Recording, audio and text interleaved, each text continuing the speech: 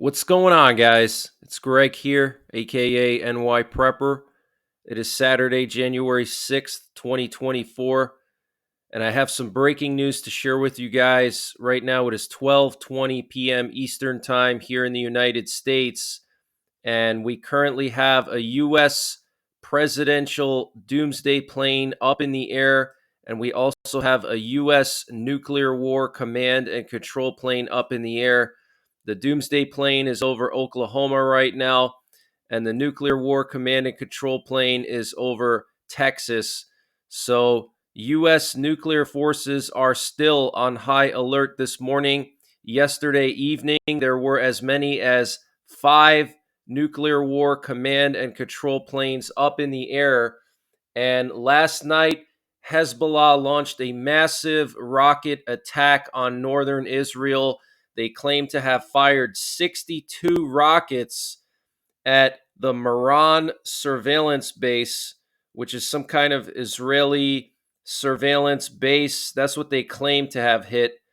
Whether that's true or not, we don't know. So 62 rockets is what Hezbollah is saying, and Israeli sources are saying hundreds, over 100 rockets fired at northern Israel last night. And this is unprecedented, guys, okay? Hezbollah has not used this many rockets in a single attack since the start of the war. They have not used this many, okay? So this is a first for this war. So Hezbollah is really ratcheting up the tensions here, firing dozens of rockets into northern Israel last night, targeting an Israeli base of some kind. So get prepared, guys. I think Israel is going to attack Hezbollah very soon. Okay, once they make some more progress in the Gaza Strip, they're going to go after Hezbollah, and that's when things could really escalate, and you're going to see a tit for tat going on between Hezbollah and Israel, and the Iranian proxies are going to get involved, and the Houthis are going to get involved, and Iran is going to get involved, and then the U.S. is going to get involved. Okay? So, very crazy times we're living in, guys. We are just wrapping up the first week of 2024, and look at all these crazy events that have happened just in the last week. We had massive earthquake in Japan. We had multiple missile strikes on Ukraine, and also Ukraine launched massive strikes on Russia. We have this going on. We have more ships being attacked. Okay, the Secretary of Defense, Lloyd Austin, spent the last 5 days in Walter Reed Medical Center for some kind of health complications. Okay, so this is just the first week. Okay, and then North Korea fired 200 rockets into South Korea. Okay, and this is just the first week, guys. So make sure you're getting prepared physically, mentally, and spiritually as best as you can. I want to play this video here coming from northern Israel. This was early this morning, and you can hear all these air raid sirens. This was shortly before that massive rocket attack by Hezbollah. And if this isn't a sign that we're in the end times, I don't know what is. I mean, I have never seen in my lifetime Israel come under such vicious attack. Okay, we now have air raid sirens going off in Israel almost on a daily basis, guys. Okay, this is straight out of the Bible.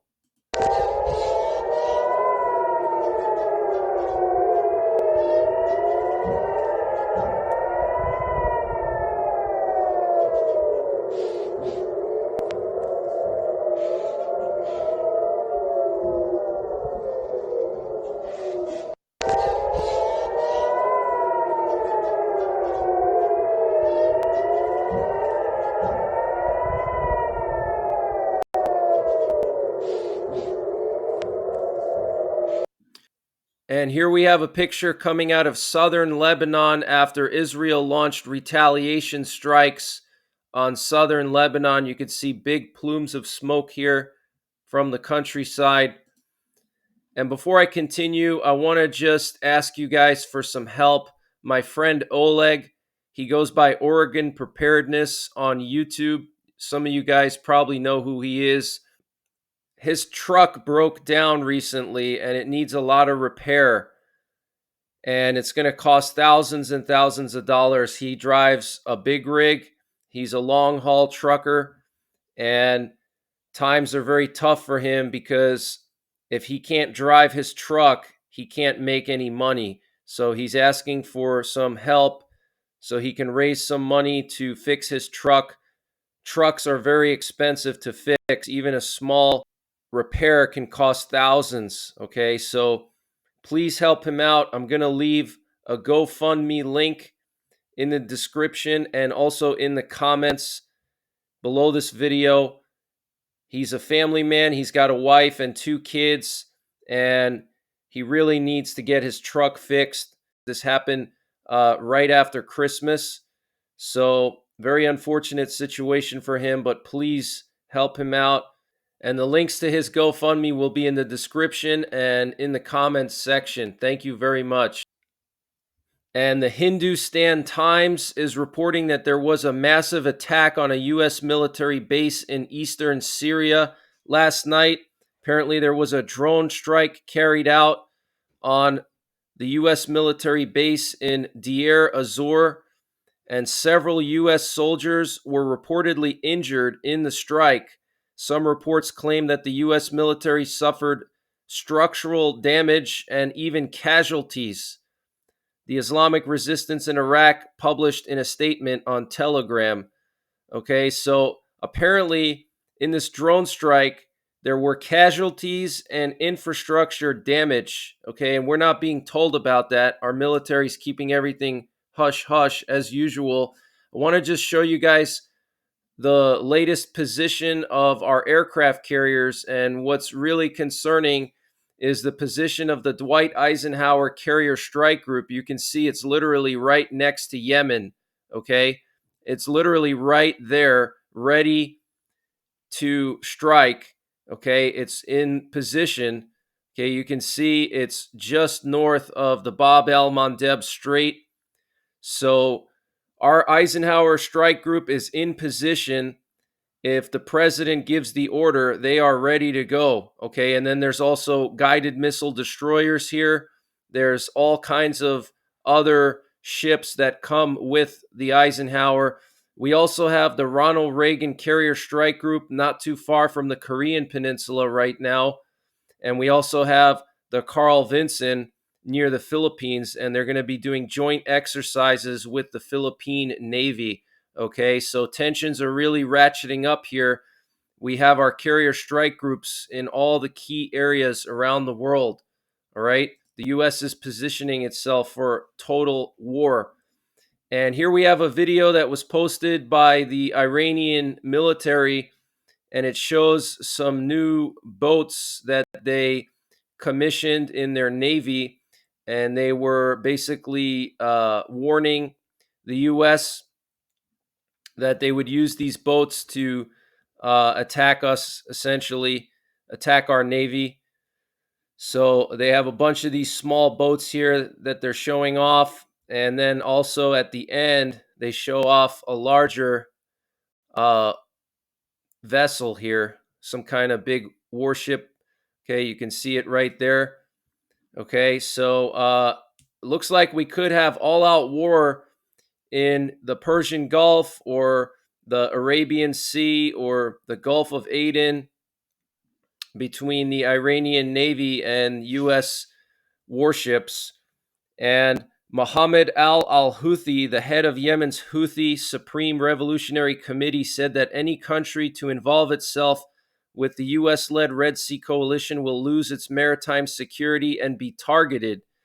Al-Houthi made the comments on Friday in an interview with the BBC. Okay, so the leader of the Houthis is warning any country that helps the U.S. in their coalition, okay, Operation Prosperity Guardian, that they will be considered a target and they will lose maritime security themselves. So I expect multiple war fronts to open up in the coming days. I think sometime this month we're going to see the U.S. launch a massive attack on Yemen, And then we're going to also see the situation between Hezbollah and Israel escalate, and Israel is going to have to attack Hezbollah, and it's going to happen at the same time, basically. And the head of the UN nuclear power watchdog said on Wednesday that his inspectors have been denied access to parts of Ukraine's Zaporizhia nuclear power plant and had yet to receive 2024 maintenance plans for the facility. This is the giant nuclear power plant in Ukraine that was occupied by the Russians, and the Russians still control this nuclear power plant. It has 6 nuclear reactors. It's the largest nuclear power plant in Europe. Rafael Grossi, Director General of the IAEA, said inspectors at the plant had for 2 weeks had no access to the main halls of reactors 1, 2, and 6. This is the first time that the IAEA experts have not been granted access to a reactor hall of a unit that was in cold shutdown. Grossi said in a statement on the IAEA website, "This is where the reactor core and spent fuel are located. The team will continue to request access." So Russia's doing something shady over there if they're not allowing the inspectors into 3 of the reactor halls, and one of them is in cold shutdown. Why would they prevent the inspectors from going into the one that's in cold shutdown? It's very suspicious, guys. And months ago, the Ukrainian government said that they had information that Russia rigged the entire power plant with explosives, including the reactors. So that could be Putin's trick up his sleeve. If Ukraine starts to break through the front lines, he could tell them to detonate the explosives there and melt down the power plant and cause a massive area of radiation in southern Ukraine, which would basically prevent the Ukrainian military from being able to cross over the Dnipro River and go south towards Crimea. It would basically create a radioactive buffer zone. That's what it would do. If Putin melts that thing down, it would create a radioactive buffer zone that would protect Crimea from Ukrainian invasion. And Ukraine will hold negotiations with the new Polish government at all levels on the issue of unblocking the border between the countries as a result of the strike of Polish truckers in checkpoint areas. This was announced by the Minister of Foreign Affairs of Ukraine, Dmytro Kuleba. So Poland has a new government. They still have the same president, but they have a new prime minister. So it's a split government now. It's more mixed. It's not just a right-wing government anymore. It's mixed. And this update was sponsored by My Patriot Supply. Guys, My Patriot Supply is doing a 25% off sale on their 4-week emergency food supply. And to get the deal, you have to go to preparewithnYprepper.com. And again, that's 25% off of their 4-week emergency food supply. That's a $60 discount.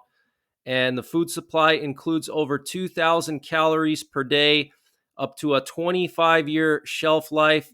It's packed into 2 rugged buckets and weighs 38 pounds total. Free shipping is included.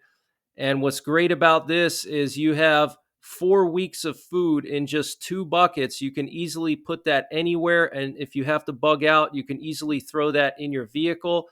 Now, My Patriot Supply also has a general store where they sell pretty much any prepping and survival related product you could imagine. To get to their general store, you have to go to the My Patriot Supply logo at the top of the preparewithnYprepper.com webpage.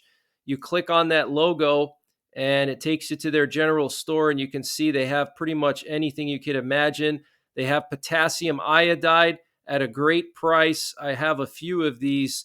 They also have survival bars, survival seeds, water filters, solar generators, anything you can imagine. So check out preparewithnYprepper.com to get 25% off of the My Patriot Supply 1-month emergency food supply. The link is in the description below this video.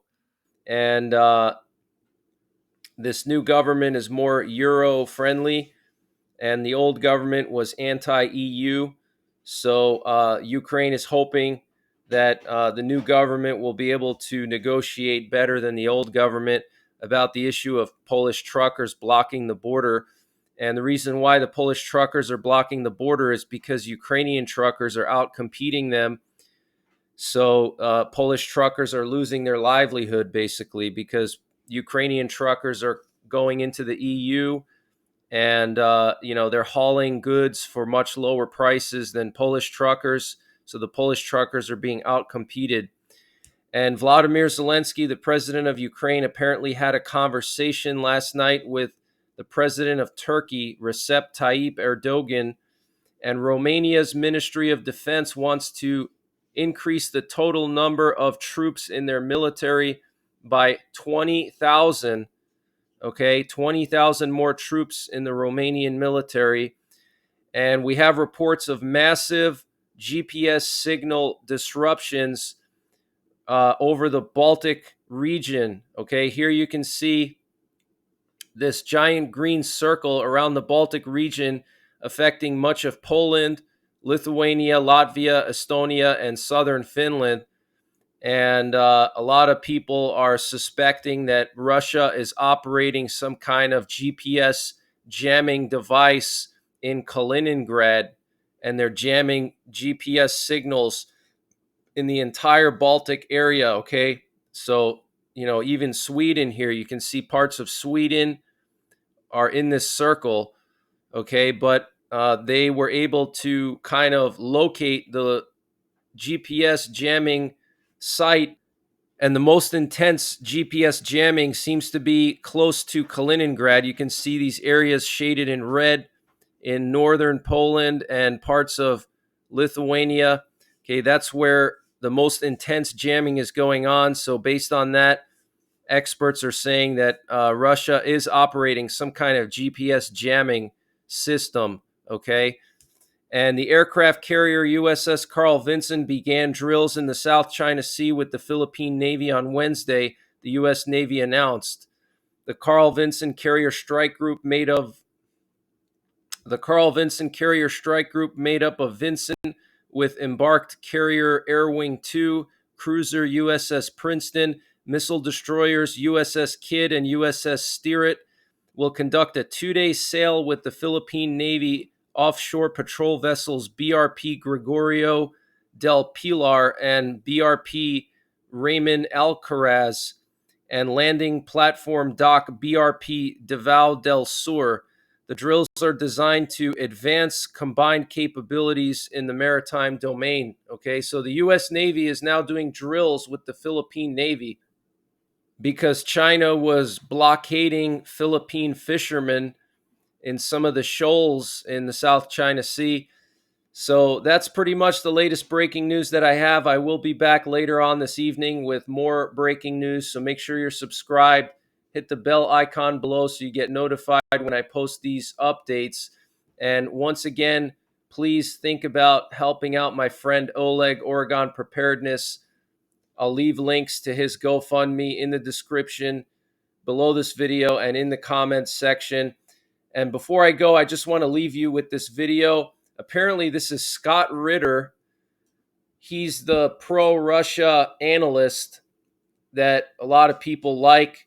And here's him giving a speech in Chechnya with Kadyrov. Okay, I don't know if this is a deep fake, if this is, artificial intelligence, but he gives a speech to all the Chechen soldiers here. So I want you to watch this. I'll leave this with you guys. So until later on, take care, God bless, and don't forget the 3 Ps. Prepare, practice, and persevere. Я хочу предоставить слово нашему уважаемому гостю. Большое спасибо, ваш президент, ваш командир, ваш офицерам и солдат Чечни. Это моя второй раз в Чечне. Мой первый раз, когда человек говорит, почему вы хотите визитить Чечню? Я говорю, надо визитить. Почему? Потому что сейчас вся Америка, вся Европа, люди только знают, когда я говорю Чечня, она думает, страшный человек. Но страшно не хорошо, страшно плохо. Это неправда. Когда я визитный, я смотрел чеченские люди. Самые хорошие люди. Люди хотят жить мир.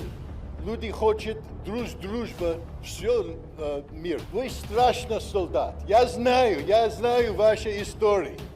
Я знаю, вы героем Мариуполь. Я знаю, вы героем Луганск, Донецк, Херсон, Запорожье. Я знаю тоже, вы мужик, человек, хочет семья, хочет детки, хочет жизнь, не хочет борьба. Но сейчас работать надо. Вы работаете, страшно работать. Но главный момент будет, когда войны кончились. И вы вернулись дома, и ружье, до свидания, семье, детки есть. Это будет главный момент. Это потому, что я здесь. Я хочу работать в дружба между Чечней и Америкой. Америка неплохо место. Американские люди, как вы, хорошие люди. Государство — это другой вопрос, это политик. Я не политик. Я солдат, как вы. Я думаю, вы будете выиграть вашу работу. Я знаю. И когда все, я хочу, чтобы все чеченские солдаты вернулись дома и нормальная жизнь. Еще один раз большое спасибо. Я очень рад здесь. Я очень рад с вами познакомиться.